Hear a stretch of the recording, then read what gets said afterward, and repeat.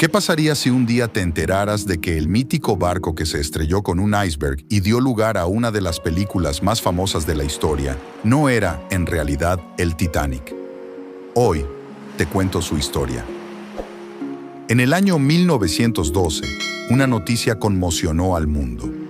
El Titanic, el barco indestructible, había naufragado en su primer viaje.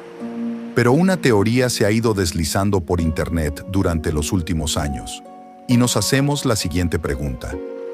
¿Fue realmente el Titanic el barco que se hundió? Suena un poco extraño, pero déjame que te explique. Durante los años 1906 y 1907, la compañía naviera Cunard era conocida por tener los buques de pasajeros más grandes del mundo, el Lusitania y el Mauretania. White Star Line, cuyo dueño era el multimillonario J.P. Morgan, era la empresa competencia, y aunque contaban con 4 buques conocidos como los 4 grandes, no se comparaban en velocidad con el Lusitania y el Mauretania. Con el propósito de recuperar el trono de la navegación, la compañía White Star Line diseñó un trío de naves, el Olympic en 1911, el Titanic en 1912 y el Britannic en 1915, los cuales tenían un diseño muy similar. Y es aquí donde inicia la teoría. El Olympic fue el primero en ser construido y fue considerado el barco líder. Su primer viaje fue ampliamente promocionado y sus primeros viajes fueron un éxito rotundo. Pero en su quinto viaje, el barco se encontró con serios problemas. El 20 de septiembre de 1911, mientras pasaba cerca de un barco militar llamado Hawk, el Olympic dio un giro inesperado. Ambas naves estaban con la guardia baja y acabaron estrellándose. El Olympic pudo volver a puerto, pero gravemente dañado. Después del accidente, el Olympic se convirtió en un desastre económico. Las reparaciones no estaban cubiertas por el seguro y no recaudaba dinero mientras estaba en los muelles del puerto para ser reparado. Así que la compañía hizo un cambio. Su segundo barco recién construido tomaría el nombre de Olympic, mientras que su barco más antiguo y dañado se convertiría en el Titanic.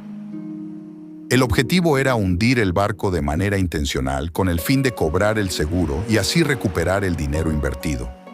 El golpe debía ser en el mismo lugar donde el Olympic se había visto afectado y en una zona donde la presencia de icebergs era común. No había mucho margen de error. Dentro de los datos que dan fuerza a esta teoría, se encuentra el hecho de que el 10 de abril de 1912, el día en que el Titanic haría su primer viaje, el dueño de la embarcación, J.P. Morgan, decidió no abordar y retirar 17 esculturas en mármol que formaban parte de la embarcación. Otro dato relevante es que la compañía no permitió una inspección previa del Titanic, tal vez con la intención de que nadie descubriera que en realidad se trataba del Olympic. Y un dato que aún no está confirmado, pero se menciona en diferentes foros, es el hecho de que en posteriores visitas al barco hundido no se logra ver en el casco la inscripción del nombre Titanic, pero sí se logra apreciar una O al inicio del nombre.